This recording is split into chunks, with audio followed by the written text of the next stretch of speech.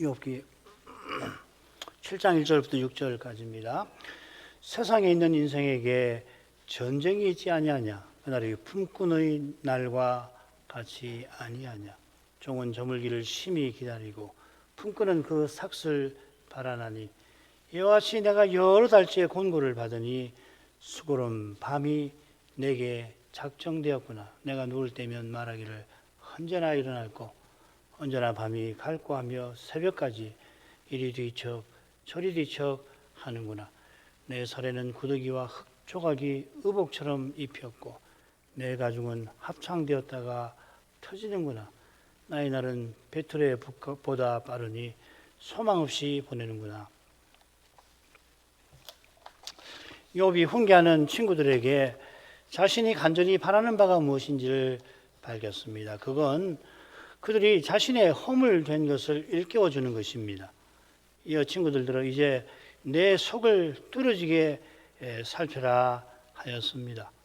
친구들이 자기가 겪은 재앙에 그 생각이 갇힌 나머지 결국 욥 때문에 자기네도 재앙당하지 않을까 두려워하는 데서 벗어나라 촉구한 겁니다. 인생이 스스로는 육의 몸에 이 썩는 문제 앞에서 죽기를 두려워하여 평생 종노릇하는 데에서 죄에게 혹은 악한 자에게 종노릇하는 데서 벗어나질 못하는 겁니다. 거기 벗어나는 길은 오실 메시아를 바라는 데서 열립니다. 그런 심정이 욥의 마음에 있는 것입니다. 욥은 친구들이 자신의 이런 심정을, 자기 심장을 찢어서라도 그 심정이 있는 것을 살피라 하는 겁니다. 지난 시간에 6장 28절까지 살폈죠. 마저 살피고 있는 다시 28절부터 30절까지 읽겠습니다. 이제 너희가 나를 향하여 보기를 원하노라. 내가 너희를 대면하여 결국 거짓말하지 아니하리라. 너희는 돌이켜 불의한 것이 없게 하기를 원하노라. 너희는 돌이키라. 내 일이 의로우니라. 내 혀에 어찌 불의한 것이 있으랴. 내 미각이 어찌 교의를 분변치 못하랴. 너희는 돌이켜 불의한 것이 없게 하기 원한다. 그 심정을 욥이 밝힙니다. 이 불의한 건 아벨라라는 말인데 28절 29절에 이어 나오죠. 이 낱말이 엘리바스의 훈계에 나왔습니다. 불의가 스스로 스스로 입을 막느니라. 엘리바스의 이 표현에서 욥이 친구들에게 나의 허물된 것을 깨닫게 하라. 내가 잠잠하리라. 왜 그렇게 말한 경의를 짐작할 수 있죠. 친구들이 욥을 불의하다 정죄하고 탄식하는 욥의 말이 가당치 않다. 입을 다물어라. 비난한 겁니다. 그런 비난하는 태도에서 돌이키라고 욥이 촉구합니다. 이 돌이키라고 하는 슈브라는 말이 그 이야기에서 종종 자주 이 회개를 촉구하죠. 욥이 보기에 이들이 재앙을 두려워하여 욥을 정죄하여 그들이야말로 여호와 경외에서 떠나고 있습니다. 욥은 친구로서 언약의 인애를 그런 친구들에게 드러내고 있는 겁니다. 새 친구의 정죄하는 태도에 갇힌다면은 그 밉지요. 세상이 저렇게 나쁠 수 있을까? 그러면 욥도 새 친구처럼 사람으로 행하고 말았겠죠. 후반절도 똑같이 너희는 돌이키라 하고서 내일이 의롭다 덧붙입니다. 후반절에서는 다시금이라는 말이 있습니다. 다시금 돌이키라 이렇게 되어 있어요. 살려서 번역하면 이렇습니다. 제발 너희는 돌이키라. 불의한 것이 없게 하라. 너희는 다시 돌이키라. 내일이 의로니라 이렇게 되어 있습니다. 친구들들어 불의한 것이 없게 하라 한 것은 내일이 의롭다고 밝히는 것과 다 붙어 있죠, 그죠? 이 히브리 문학의 그 평행법이라고 하는 겁니다. 서로 전반절과 후반절이 아주 긴밀하게 연결이 되어 있죠, 그죠?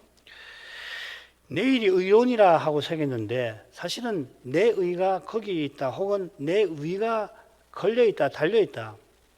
영어에 보면 at stake이라고 하는 말, 그 말이 무슨 현안이 걸려 있다라는 말을 쓸 때 그런 식으로 번역을 많이 해놨습니다. 그런 의미 같아요. 지금 욥이 재앙을 겪었습니다만은 재앙으로 모든 자식까지 잃은 것도 욥에게 당연히 중대한데 게다가 욥이 자기의 생명보다 중요한 것마저 짓밟히는 상태인 겁니다. 친구들이 재앙 겪은 욥을 정죄합니다. 이게 친구들에게 너희는 불의한 것이 없게 하라 요구한 겁니다. 이 불의한 건 일반적으로 도덕적으로 잘못하는 이런 것보다는 특별히 자기를 정죄하는 그걸 가리키는 거죠. 누구보다 하나님 언약에 신실한 욥들어 여호와 경외를 저버린 사람으로 취급하는 이것보다 불의한 일이 있을까요? 하나가 있을 것 같아요. 그건 바리새인이 죄 없으신 예수님을 십자가에 넘겨준 그런 일일 겁니다. 그만큼 불의한 일이죠. 욥은 자기가 친구들에게 이렇게 말할 때 친구들과 달리 하나님의 언약을 좇은 것임을 밝힙니다. 내 혀에 어찌 불의한 것이 있으랴. 친구들의 훈계는 불의한 것이지만 그걸 책망하는 욥의 심정은 하나님의 언약을 세우려는 겁니다. 이 내 혀라고 한 것은 특별히 이 자신이 지금 하는 말이 그런 언약을 세우는 심정에서 나온 거라고 하는 것을 가리키는 겁니다. 내 미각이 어찌 괴위를 분별치 못하랴. 이 미각이라고 새긴 낱말은 본래 입천정이라는 말이에요. 입천장. 여러분 구개음화라고 하는 거 아시죠, 그죠? 우리 굿이라고 번역하잖아요. 이게 입천장이 발성하는데 중요한 영향을 미쳐서 이 구개음화 현상이 여러 언어에 나타나는 거 아닙니까? 지금 입천장을 뜻합니다. 그러니까 입천장이 말하는데 중요한 것처럼 이 내 미각이라는 말은 결국 앞에 내 혀와 같은 겁니다. 괴율이라고 생긴 낱말이 2절에 재앙이라고 되어 있습니다. 내 미각이 괴율을 분별한다는 것은 욥이 지금 하는 말이 자기가 겪은 재앙이 적어도 죄 지어 당한 게 아님을 분명히 헤아리고 하는 말이다. 그런 뜻이에요. 설명이 좀 복잡할 수 있는데 굉장히 뉘앙스가 있는 겁니다. 지금 욥기를 읽어보면 말이죠. 그냥 읽으면 그런가 보다 하고 그냥 지나갈 수 있게 뭐 그렇도 나쁘진 않지만 낱말들을 꼼꼼히 문맥을 잘 살펴서 보면 그 말한 뉘앙스가 굉장히 깊어요. 세심해요. 이런 거 어떻게 다 적어다가 놓으면은 나중에 홀로 성경을 읽으실 때에 이런 의미겠구나 더 이해하실 수 있겠습니다. 이거 굉장히 중요한 겁니다. 실은 이런 이렇게 결론에 도달하는 게 쉽지는 않습니다. 이렇게 설명하려면 죄에다 찾아가지고서 몇 번을 살펴야 할 수 있는 설명이거든요.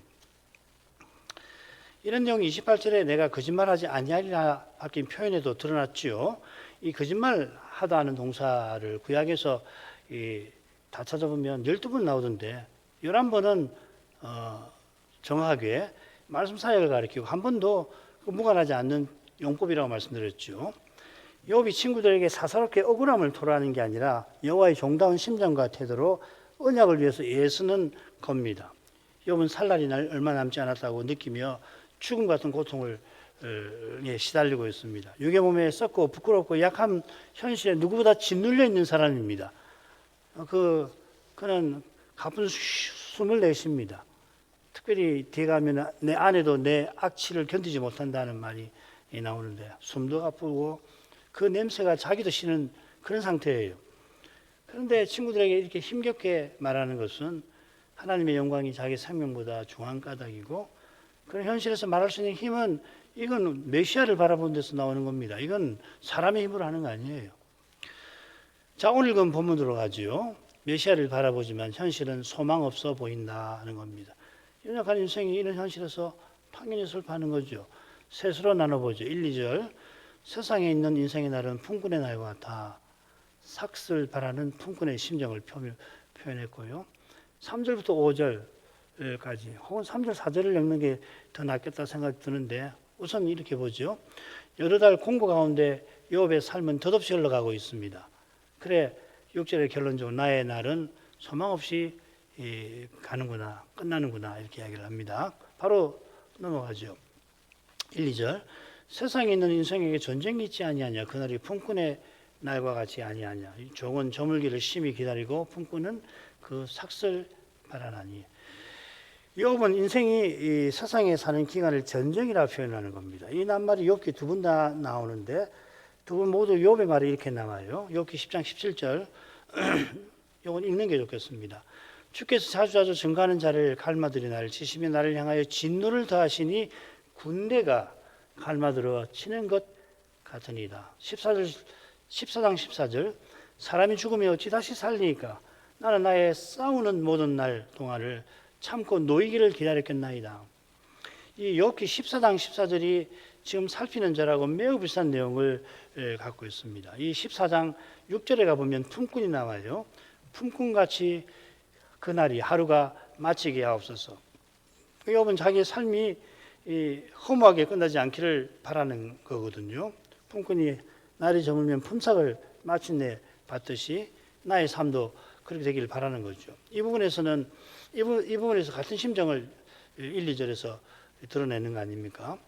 그런 심정이 간절한 것은 당면한 현실이 간절히 바라는 것과 정반대인 것과 붙어 있습니다. 이 점이 싸우는 날, 전쟁이라는 표현과도 연결이 됩니다.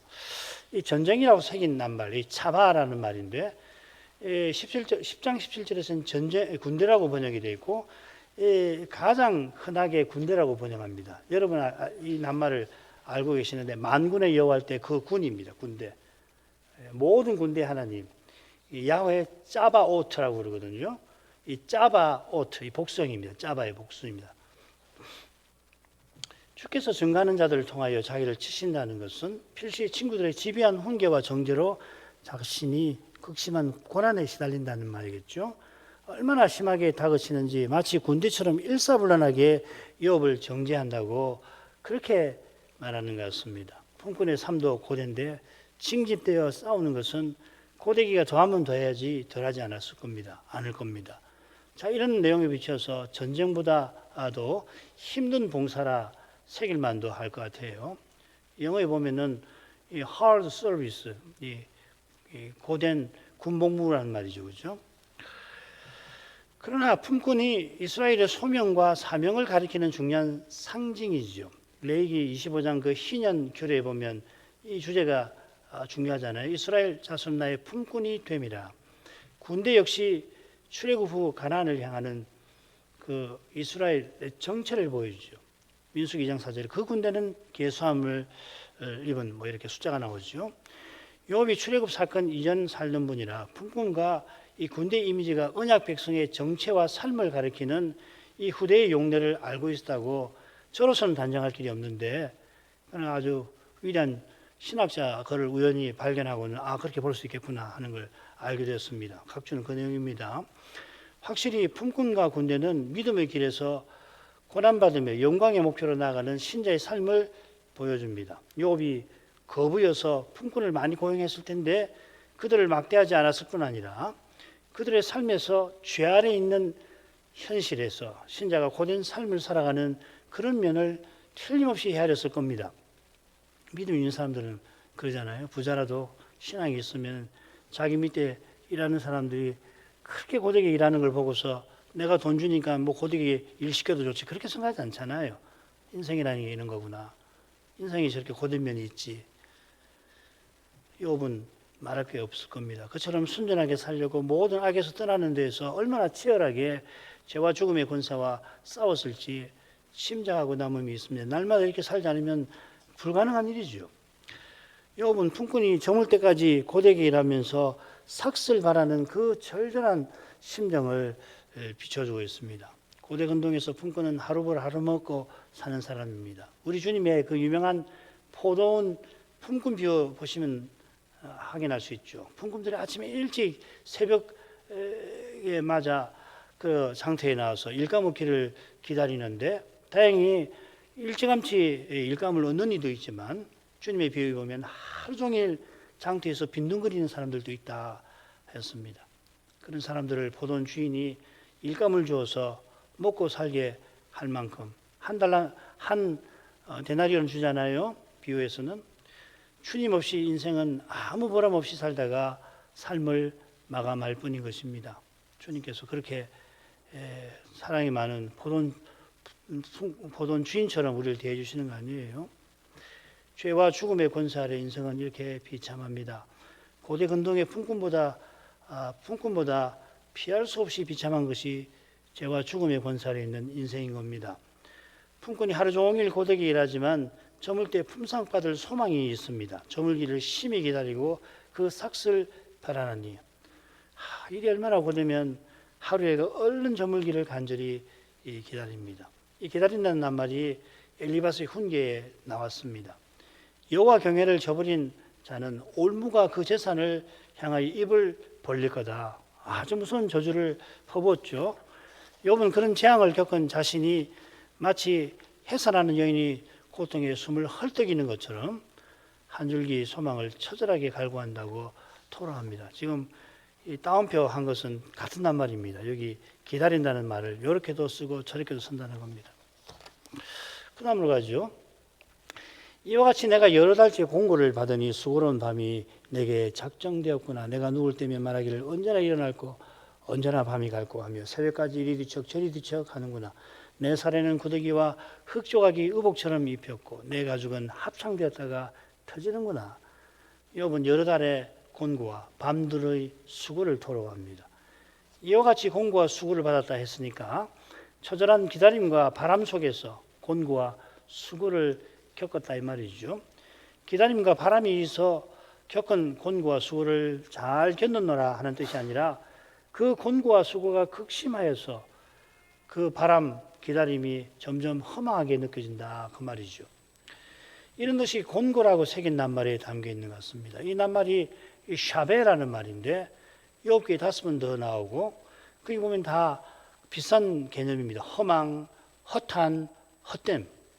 이 낱말은 여호와의 이름을 망령되이 부르지 말라, 일컬지 말라는 그 제3계명에 나오는 유명한 표현입니다. 이 표현은, 이 명령은 입이 있어도 말하지 못하는 우상을 부르듯이 하나님을 부르지 말라는 명령이죠. 우상은 있으나 실상 없는 거고 실은 없는 것보다 못합니다. 욥이 여러 달째 받은 곤고는 욥의 간절한 소망을 물거품처럼 만드는 고난을 가리키는 겁니다. 자기가 죄범에서 재앙당하는 거 아니라고 확신하니까 이 재앙이 허망하지는 않을 거다 하는 소망이 계속해서 생겨났을 것입니다만은 생겨난 소망이 첫째 재앙의 끔찍한 기억과 아울러 여러 달째 악창의 극심한 고통에 시달리면서 봄날 아지랑이처럼 사라져 갔던 겁니다. 피어오르다가 사라져버리고 피어오르다가 사라지기를 얼마나 거듭했겠습니까? 밤마다 이런 일을 겪고 또 겪고 한밤에도 얼마나 많이 겪었겠습니까?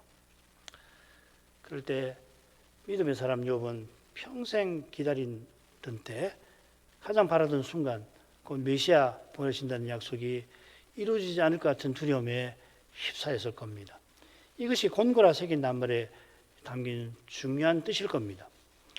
욥이 밤마다 수고를 여러 달째 겪습니다. 이 수고는 이어나오는 악창의 고통과 아마 관련될 겁니다. 관련되지 않을 수 없죠. 수고라고 생긴 이 낱말 아말은 여러 번 살폈습니다. 욥이 자기 생일을 저주하면서 저주하는 이유로 이 낱말을 사용하죠. 환난이라고 번역을 해놨습니다. 이 환난을 보노니 차라리 세상에 나지 않았더라면 한 겁니다. 그만큼 괴로운 것이 친구들의 훈계와 정죄이므로 욥은 친구들을 번뇌케 하는 아말의 위로자다 이렇게. 그래서 번뇌케 하는 안위자라고 불렀죠. 위로하러 온 친구들은 욥이 겪은 환난이 욥이 뿌린 독 때문이라고, 아말 때문이라고, 독 때문이라고 정죄를 냈습니다. 이게 얼마나 이 말이 욥의 그 폐부를 찔렀겠습니까? 이는 뭐 겪어보면 알 수 있죠, 그죠? 자기가 한 그 말을, 자기의 심정을 가장 표현하는 그 말을 딱 따다가는 그 말로 자기를 정죄하는 거 아니에요. 이렇게 악할 수가 있을까요? 욥의 말을 가져다가 욥이 엘리바스가 정죄한 건데 바로 그것 때문에 욥의 고난은 더욱 깊어져 갔습니다. 욥의 심정이 얼마나 힘들고 괴로운지 이미 짐작됩니다만은 사용된 동사에서 욥의 절망이 생생히 드러납니다. 동사가 둘이죠, 그죠? 받으니 작정되었구나. 이 두 동사는 각각 욥기에 군대와 품꾼의 이미지와 딱 붙어 있는 겁니다. 작정되다 하는 말이 마나라는 말인데 군대에 징집하는데 쓰는 말입니다. 징집한다는 말입니다. 품꾼은 이스라엘에서 기업을 받지 못한 사람이죠. 이 받는다는 말이 기업 받는다 하는 말입니다. 영어로 inherit입니까? 이스라엘이 가나안에서 기업 받는데 이는 여호와께 품꾼인 사실과 붙어 있습니다. 가나안은 하나님의 소유고 거기서 이스라엘은 품꾼처럼 맡은 일을 행할 뿐입니다. 이런 배경에 비추어서 욥의 힘들고 괴롭고 특히 절망적인 심정을 살필만 합니다. 그러니까 이 문학적으로도 얼마나 이 욥기가 뛰어난지 모르겠어요. 이런 건 정말 이런 건 번역을 살리면은 기가 막힐 것 같아요. 그럼 읽으면서도 이게 뭐 보통 말이 아니구나. 시로 치더라도 이 보통 이 용어나 이미지 활용이 뛰어난 분이 아니구나 하는 걸 알 수 있잖아요. 이거 쉽지 않습니다. 이렇게 글 쓰는 것이. 하나님께 주신 소명이 아무리 힘들지라도 소명을 이룰 복스러운 결과를 바라는 거 아니에요. 그죠? 그러나 욥은 그런 소망이 사라지는 것 같아 견디기가 힘든 겁니다. 이어 수고로운 밤이 어떠한지를 밝힙니다. 자리에 누울 때 언제 일어날고 하고 말합니다. 자기도 모르는 사이에 입에서 언제 아침이 올 거야. 내가 언제 아침 햇빛을 볼까, 볼 수나 있을까 하는 겁니다. 그러나 밤은 끝없이도 이어집니다. 이는 욥이 새벽까지 이리 뒤척 저리 뒤척 하는 데서 드러납니다. 이 이리 뒤척 저리 뒤척 이 새긴 나물 동사 하나를 이렇게 번역을 해놨습니다. 동사가 아니고 명사입니다. 죄송합니다. 히브리 성경에 한 번만 이곳에 나오니까 사실 잘 몰라요. 그냥 학자들이 이럴 거다 이렇게 추측합니다. 분명한 건 뭐냐면 고통스러워서 밤에 잠을 청할 수 없는 그런 모습을 가리키는 건 분명한 것 같아요. 이 고통이 아마 오절과도 붙어 있겠죠. 악창이 너무 심해서 한자세로 가만히 누워있질 못하니까 밤새 계속해서 몸을 뒤척였을 것도 같습니다. 그걸 가리키는 것도 같은데 보십시다. 이런 상태만으로도 사람은 그 마음이 실로 괴로울 텐데 욥은 신체적 고통에도 잠을 자려는 이 본능적 욕구에 시달려서 정작 잠들지 못하는 현실 문제에 무감각해진 자기 모습에 비참했을 겁니다. 본능적으로는 잠을 청하려고 고통을 이리저리 피하는데 정작 내가 지금 뭔 짓 하고 있는가? 그거 참 비참하거든요, 사람이. 이해가 되세요? 그 본능에 이끌려서 그 시간을 보내고 뜻없이 고통을 이기느라고 그렇게 애쓰면서도 정작 중요한 것은 생각하지 못하는 내가 지금 뭐 하고 있나? 이게 사는 건가? 이런 거겠죠. 그랬을 것 같아요. 이건 뭐 제 추측이니까 참고하십시오. 아마 욥이 밤에 어떻게 보냈을까? 아마 이런 비참함에 얼마나 괴로웠을까 생각해 봅니다. 욥은 언제 일어날고 하는 것은 그저 악창의 고통 때문에 잠들지 못하는 것만 아니라 영혼을 잠시도 쉬지 못하게 하는 이 고난의 문제 때문에도 실은 이 문제 때문에 더욱 그런 것 같습니다. 그래서 5절 하고 4절을 연결시켜서 이렇게 해석을 해서 악창의 고통 때문에 잠을 못 이룬다. 이게 틀린 건 아닌 것 같은데 저는 그보다는 이 해석이 더 맞을 거라고 봅니다. 그 이유를 그 다음 말씀드릴게요. 자, 이런 내용에 비춰서 5절에서 욥이 자기 악창에 관해서 말하는 바를 살펴보지요. 욥의 살은 구더기와 흙조각을 옷처럼 입었습니다. 태초에 하나님께서 가죽과 살로 인생을 입히셨는데 욥기 10장 11절입니다. 그리고 12절에서는 생명과 은혜를 내게 주셨다 이렇게 덧붙여요. 가죽과 살로 인생을 입히신 이것이 생명을 주신 거고 은총을 베푸신 거라는 말이죠.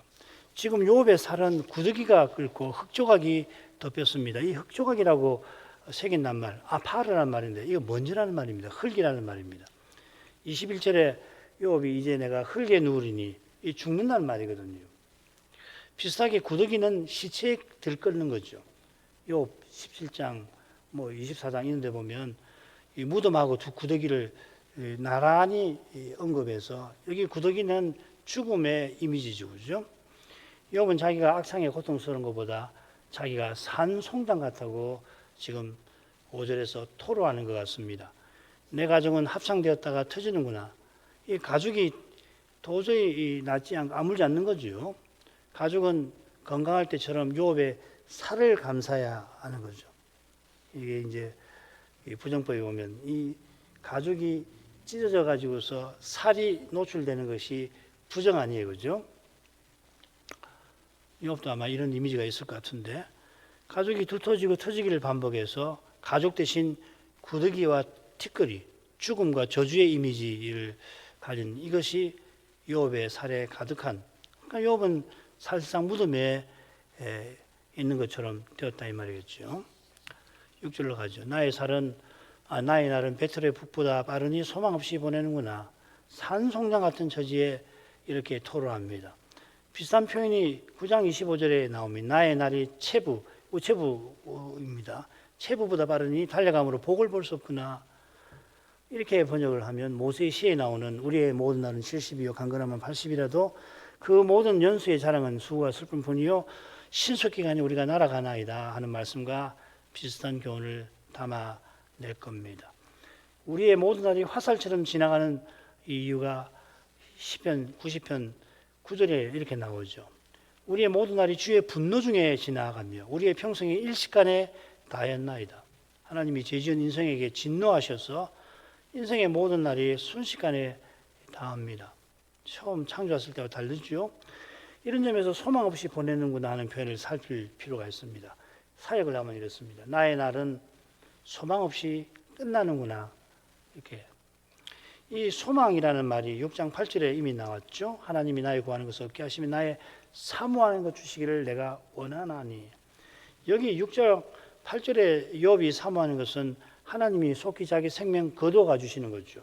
더는 고난을 견딜 기력이 남지 않은 현실에서 얼른 벗어나게 해주시기를 욥이 원했던 겁니다. 바랐던 겁니다. 여기는 소망 없이 끝난다고 했으니까, 앞에는 소망을 말했고 여기는 소망 없이 끝난다고 했으니까 얼른 정반대 같지만 실은 똑같은 거죠, 그죠? 품꾼이 저물기까지 수고하며 품삯을 바라는 것처럼 욥은 평생 이생에서 바라던 게 있습니다. 평생 하나님을 가까이 하며 그 언약 지키며 언약의 하나님을 즐거워하는 거죠. 시편 16편에 이런 심정이 잘 드러납니다. 여호와는 나의 산업과 나의 잔의 소득이시니 나의 분깃을 지키나이다. 내게 줄로 재어진 구역은 아름다운 곳에 있으며 나의 기업이 실로 아름답도다. 욥이 동방 사람 중에 가장 큰 자였지만 많은 재물에 마음이 빼앗겨 교만하지 않고 하나님이 주신 사실에 감사하고 주신 하나님께 모든 기쁨을 두고 살았습니다. 주밖에 나의 복이 없나이다 하는 심정이죠. 그래 땅에 있는 성도는 존귀한 자니 나의 모든 즐거움이 저에게 있도다 고백하며 자기가 돌보는 부족이 이 언약의 아름다운 사회를 이루어가는데 힘썼을 겁니다. 아브라함처럼. 이런 사실이 욥기 31장에서 확인됩니다. 한번 쭉 볼게요. 자기가 거짓말하거나 속이거나 공정한 저울을 사용했다. 이웃의 아내를 탐내거나 음란한 행동을 하지 않았다. 종도 자기처럼 하나님의 피조물이므로 어려운 일을 당할 때 내가 그 사정을 살폈다. 고아나 가부나 헐벗은 자, 굶주린 자를 내가 무시하지 않고 지나치지 않고 도왔다. 원수나 타인의 고통을 기뻐하거나 저주하지 아니하였다. 나그네와 이웃을 내가 환대하였다 하고서 하나님 앞에 쭉 밝히는 내용이 나와요. 요거는 인애와 성실의 삶을 산 거죠. 이렇게 살아갔던 비결이 앞에서 인용하지 않은 구절에 이렇게 나와요. 자기 길을 감찰하시는 하나님을 늘 바라보느라고 31장 처음에 밝힙니다. 그리고 가운데 가보면 내가 재물을 의지하지 않고 우상을 섬기지 않고 하나님을 전심으로 의지했습니다. 그리고 마지막에 보면 하나님께 자기 죄를 숨기지 않고 늘 하나님 앞에서 행했노라 그렇게 고백해요. 그러니까 앞서는 사람을 대하는 태도고 지금 뒤에서는 말하자면 골격처럼 하나님을 대하는 태도가 나오는 거 아니에요. 하나님을 늘 바라보고 하나님 앞에 행하며 하나님만 의지한 까닭에 성도와 이웃을 그가 사랑한 겁니다. 이런 거룩하고 아름다운 사이가 욥이 살면서 늘 바라던 겁니다. 우리도 그런지 않습니까? 이 짧은 생에 살면서 그리스도의 세계를 꼭 이루며 살았으며 하나님을 주일이면 다 와서 예배하고 그리고 그 주님의 영광을 뵙고 그 영광을 서로 드러내면서 그리스도의 사회를 한 번이라도 조금이라도 맛보고 살았으면 이게 우리 바라는 거 아니에요, 이 생에서. 이런 심정은 자연히 아브라함처럼 하나님이 경영하시고 지으실 터가 있는 성을 본향을 하는 것이에요. 이런 나라를 바라는 것은 그 나라를 세우실 메시아를 기다리는 것이기도 하죠. 아브라함이 하늘 본향을 향하면서 언약의 후사를 구한 바로 그 이유죠. 이런 점에서 모든 자녀와 모든 재물을 잃은 욥은 소망 없이 자신의 날이 끝났다고 탄식할 만하지 않아요?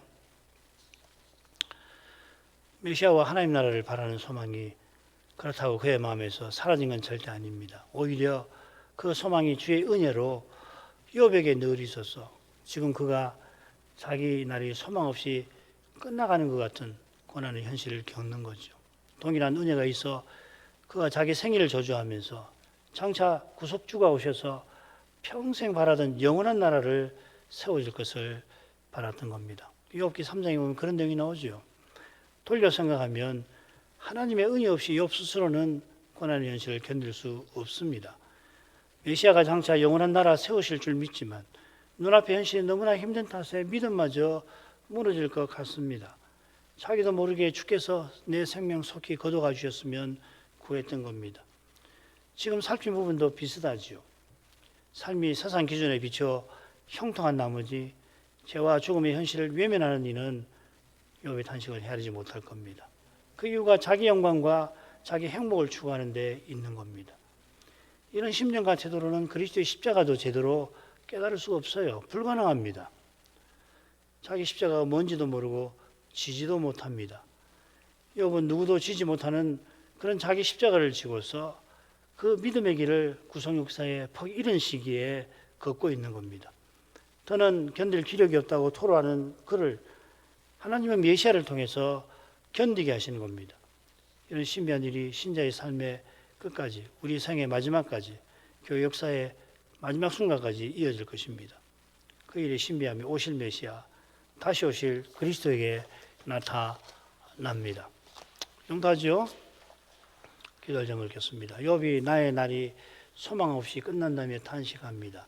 자기 생일을 저주한 것과 비슷합니다. 그가 지금 말하는 소망은 재앙 겪기 전에 그가 인애와 성실로 자기 부족에서 언약의 아름다운 울타리를 추구하고 그 울타리를 확장해서 낯선 이들에게도 원수에게도 확장하기를 힘쓴 그것일 겁니다. 욥이 살 날이 얼마 남지 않은데 다가 남은 날도 악창에 심각한 고통에 시달릴 뿐 아니라 재앙받는 이유를 알지 못해서 도무지 잠을 이루지 못하는 상태입니다.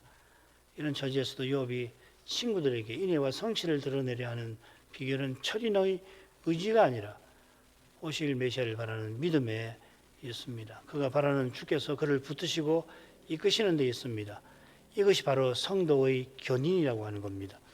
견인이 의롭다 하심과 거룩하게 하심과 마찬가지로 하나님의 은혜입니다. 이 은혜의 신비는 신자의 인내를 통하여 소망을 이루시는 데 나타납니다. 이게 바울 사도가 힘써 전한 복음의 실질이죠. 그죠? 바울이 이신칭의를 전했습니다마는 그 원리적인 가장 중요한 거고 그 실질이 바로 여기 있는 거 아니에요. 이 실질이 우리 시대에도 절실합니다.